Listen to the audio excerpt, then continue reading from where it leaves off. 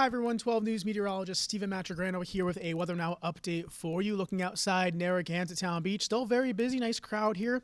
Overall, it was a very nice day in terms of the sky conditions. We had the sun shining, hazy sunshine. We had very hot temperatures, high humidity, of course, and that's going to continue through this evening, but we are seeing the potential for some scattered thunderstorms moving on through, so be mindful of that through the rest of the evening. Here's Providence. You can see, again, things looking okay here. I'm going to show you the radar in just a second, but for now, looking at the observed highs since midnight, again, Providence hit 90, New Bedford hit 90, Newport there where the Jazz Festival is going on hit 84.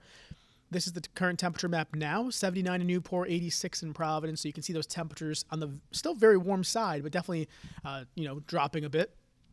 But it still feels like the 90s across much of the area with that, combination of the humidity and the temperatures, dew points there in the 70s, making that happen. So here's the radar. You can see the timestamp on the top of your screen there, about 5:45.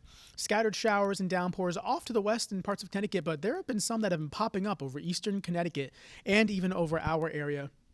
And we'll be watching these closely here.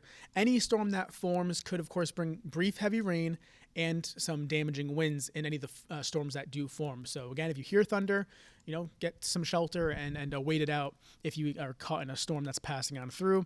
This threat should last for the next few hours or so into tonight. But, again, it's an isolated chance.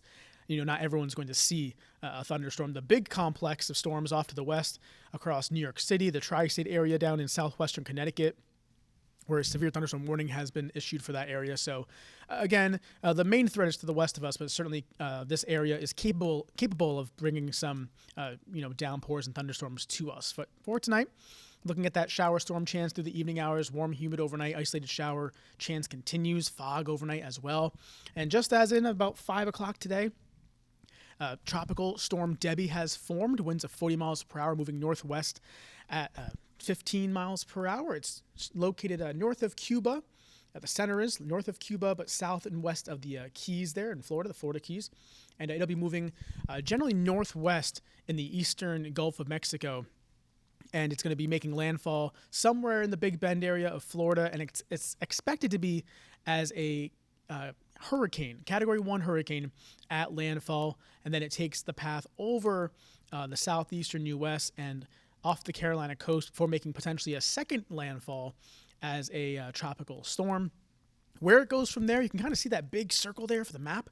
That is the National Hurricane Center's cone of uncertainty, and model guidance wants to kind of take this storm and stall it out off the Carolina coast or right over the Carolinas. That, of course, would be very bad news for them with very heavy rainfall, but then the model guidance wants to take it more so up the coast. So for us seeing impacts, we still have plenty of time to watch what that means for us here in New England.